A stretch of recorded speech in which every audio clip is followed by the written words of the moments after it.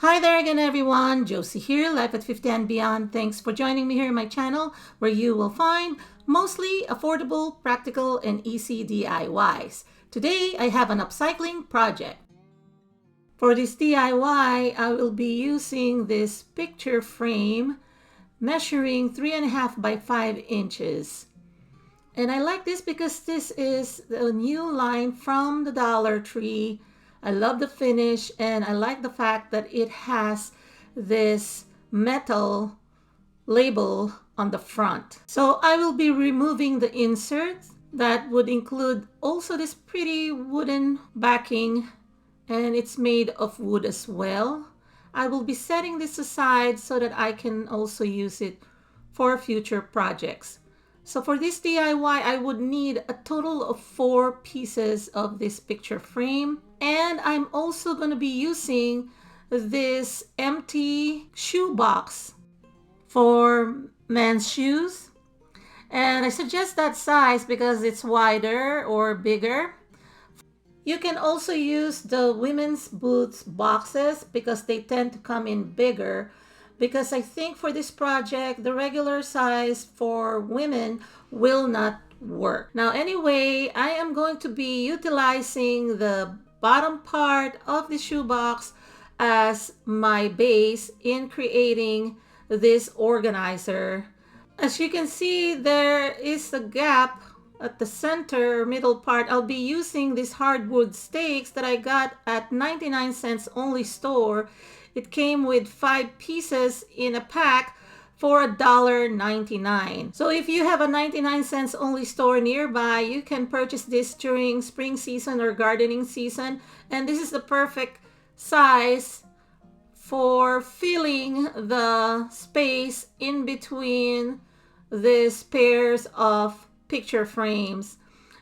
If you do not have any 99 cents only store nearby, you can also go to the hardware store or any gardening center that probably would carry similar items. So like I said in the beginning, I will be emptying this picture frames. I'm leaving the frame only and removing the backing. And at first, I'm just gonna try to fold the metal fasteners, and it's just gonna be easy to manipulate with just my thumb, but you can also use pliers. Actually, later on, I will show you that I ended up removing them because I'd rather have a flat and more balanced backing. So anyway, I am just going to go ahead and measure my stick, and it will be lining up to the edges of the picture frames. So as you can see here, I'm trying to measure it to the same length or width. I have this tool that I use. It's called a miter cutter, and I got this at Amazon. This is really an amazing tool when you're doing some crafting with wood and you want to cut. This one does the job. But if you don't have this type of cutter, you can also use a handsaw, a hacksaw, or if you have a circular saw, all the better. But this one, it's amazing. Like I said, it just cuts through when you have to craft with smaller wood, even cutting miter corners for smaller frames, that would work as well. So I'm gonna go ahead and cut 2 more pieces. I'm using the first one that I cut as my template. So I have a total of 3. Now do not pay too much attention with these other 2 here. Originally I was thinking of framing it onto the sides as well, but it ended up that I didn't need to. Like I said earlier, it's easy to remove these fasteners. I ended up removing all of them from the back of all the 4 frames. Then I'm applying my wood glue. This is the Gorilla wood glue. It's easier and better to adhere when it comes to wood using wood glue rather than E6000 or even hot glue. So this is the perfect one for adhering wood pieces. So I'm just applying it with a skewer or barbecue stick and just removing all the excess and then just drying them up for about a couple of hours or even less. And then I'm also going to go ahead and add some popsicle or craft sticks to ensure that my connections are secure and stable. And then I'm going to be applying again some more wood glue onto the pieces of wood that I cut earlier in order to connect them all together, to connect them to the frames, the bottom of these two frames here. And then I will be applying hot glue on the top of these two other frames that will be the bottom part, and I will connect that to the bottom of the piece of wood that I cut. I'm just wiping off the excess glue that oozes out with a paper towel that is dampened. Now, like I said earlier, don't pay too much attention with the long wood, but this is it. I've anchored them so that they dry better. Now, with this empty box, I am just testing it out after drying my wood pieces, and they're sticking together perfectly, like I said. And I am now satisfied with the width. That's why I didn't need the two longer wood. But if you want to have a wider look, go ahead and do that. But I didn't need to because, again, it may overlap more and I'd rather have it looking flush. So what I'm going to do here is utilize the cover or the lid of my shoebox, and I'm going to be cutting them into pieces. So first, I am going to be marking the height of this piece, and I am going to be putting as dividers for my shelf. So I'm just marking it with pencil, and then using my cutter, this is a box cutter or known as X-Acto knife or cutter, then I'm cutting the corner so that I can easily just cut through my cardboard. So I've cut it with my box cutter, of course not smoothly, but don't worry, I am going to be covering those. It will not look this ugly or rough on the edges. So you can also use, by the way, illustration board or poster boards if you want to do this, but I'm just using what I have because I want to encourage you to upcycle things. So anyway, I've measured this and this is the perfect length, and then I'm gonna go ahead and do the one across, which is shorter.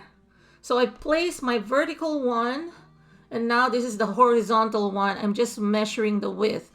Now, my advice to you, measure twice, cut once. I did it incorrectly. Instead of cutting onto the right of that, I cut it a little short, but that's okay. I am going to be solving this with additional material that I have left over. So I realized my mistake there, but that's okay. It's no big deal because, again, this is not going to show up anyway. They will be just the internal part of my project. So here I just marked the center of the two pieces and then cut a slit on each one, leaving about a half an inch on each one, and then that's where I connected them, kind of like an intersection. I connect them.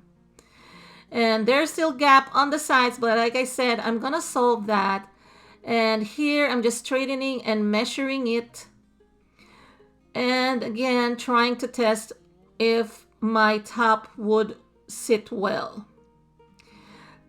So what I'm gonna do is I'm gonna be utilizing also the remaining parts of my lid, and I am going to go ahead and use them to support my shelves.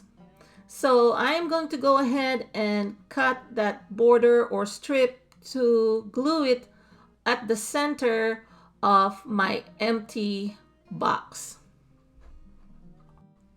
I trim this one to size, and then I'm going to be applying hot glue, and then I am just going to be placing it at the center like so. And then I'm going to do the remaining pieces, again, just kind of like creating a perpendicular or a cross.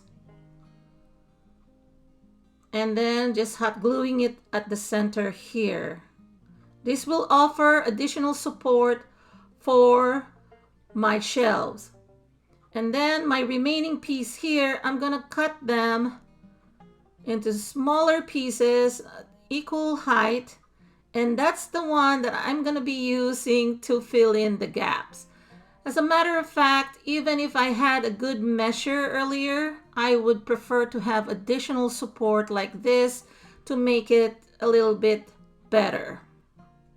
So hot gluing those two pieces again, one on each side. Like so. And then now I'm gonna go ahead and check this out for measure and see if it fits snugly, and it does. So I'm just gonna go ahead and apply hot glue on this side here and on that side there, and then I'm just gonna go ahead and attach it to those cardboard excess that I have placed.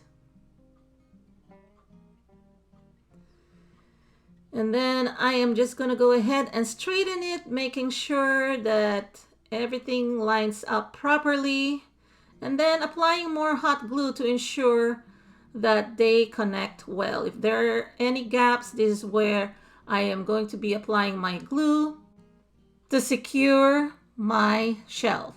Now I'm going to be adding this Gorilla Tape to go. You can also use electric tape just to cover the shelves so that it will look much better, because again, the edges are kind of rough when I cut them. I didn't do a smooth cut, and so I'm just utilizing this to cover the edges. You can also use washi, but since I have this anyway on hand, my husband bought this. It's in his toolbox, so I borrowed it and told him I'm going to be using some of them. And it worked out well because my shoebox, which I'm not going to be painting, by the way, because I like the finish. I like the black matte on this box. And also the interior, I like the tan color. So the combination or the contrast of the black and the tan really works out fine for me. And then that's it. Now I can start assembling this or attaching the top. I placed this block, which I got from one of my projects, a leftover from those box signs that I've been using.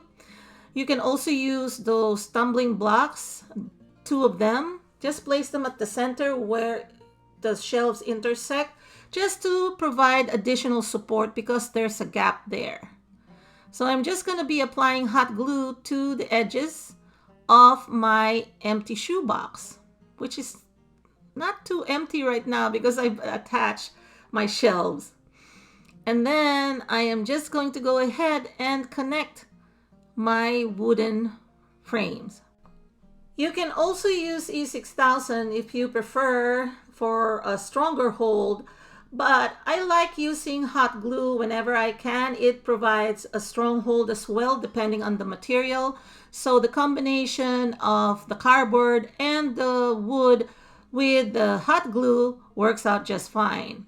Wood glue would work fine as well, but the reason why I'm using hot glue, in case I need to dismantle this, it'll be much faster if I want to remove the backing.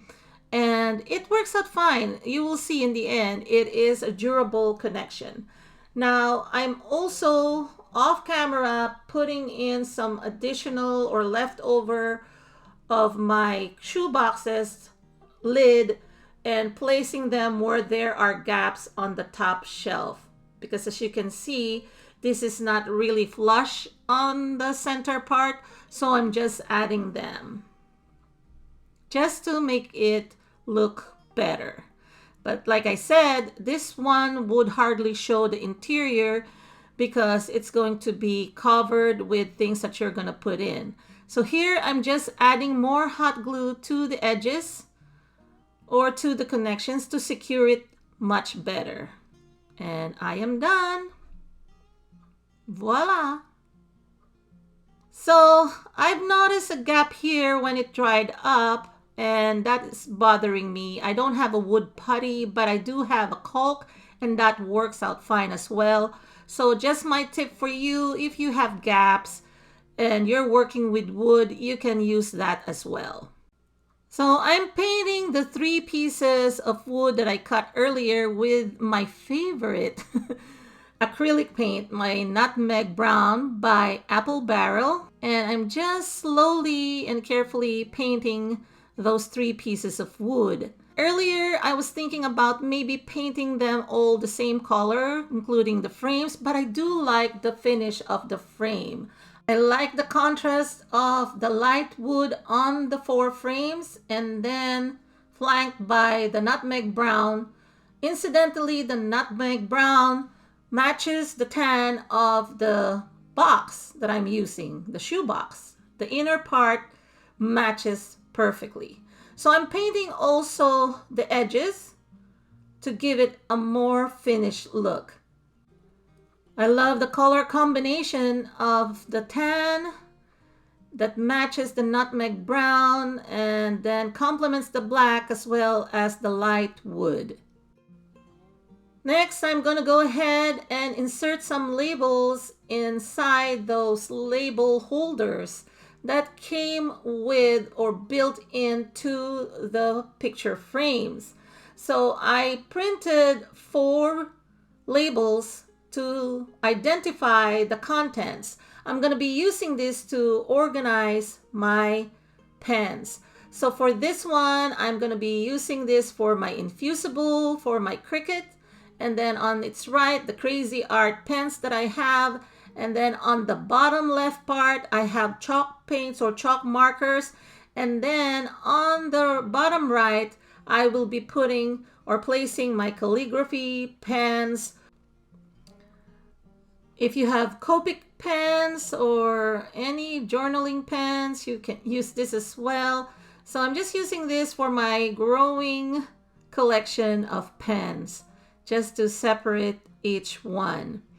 With the labels, I mean, I really love these frames. Can you believe for $1 you can buy such a frame from Dollar Tree, of course. So Dollar Tree, thank you so much. Now I want to show you that this has a little bit of angle here. It is perfect for pens. That's why I did it that way, so that the pens would not just lay flat, but it has a little bit of a pitch or an angle so that the ink would also be going a little downward, but not too much. I don't know if I'm making so much sense here, but I'll just show you when I put all the pens in. As you can see, there's a tilt. And the way I'm positioning the pens, the bottom or the tip part will be in the inner part of each of the compartments, like so. So the ones that are sticking out that I could see are the bottom parts of the pen. And this will allow the ink to flow better when I use them.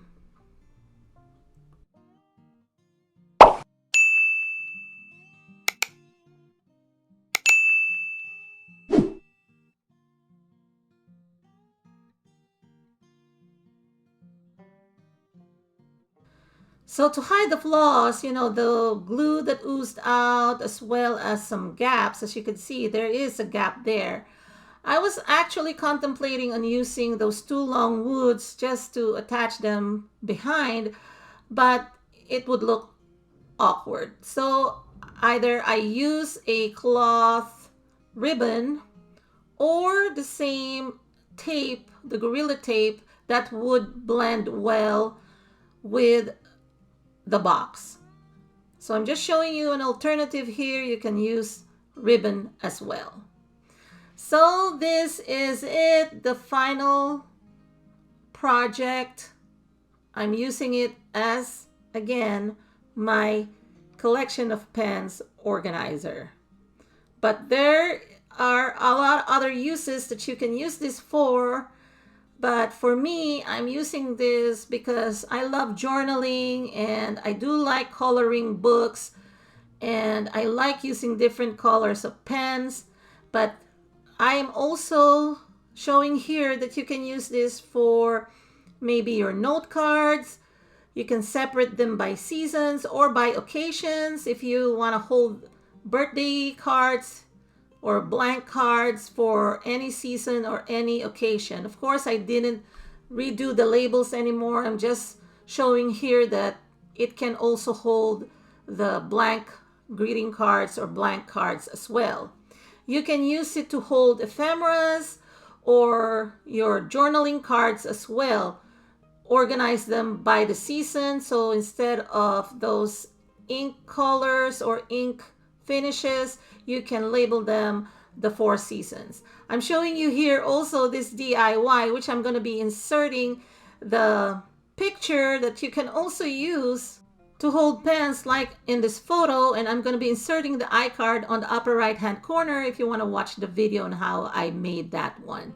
But right now it has some faux flowers, and this is perfect for writing my journal in this corner of my table. When I'm not doing a DIY, I'm using this table to write on my journal. So I hope you enjoyed this video, everyone. If you did, please give it a thumbs up. Please share to anyone who may be interested in this type of upcycling project. I'm also introducing this new line of projects that I have this coming year, 2021.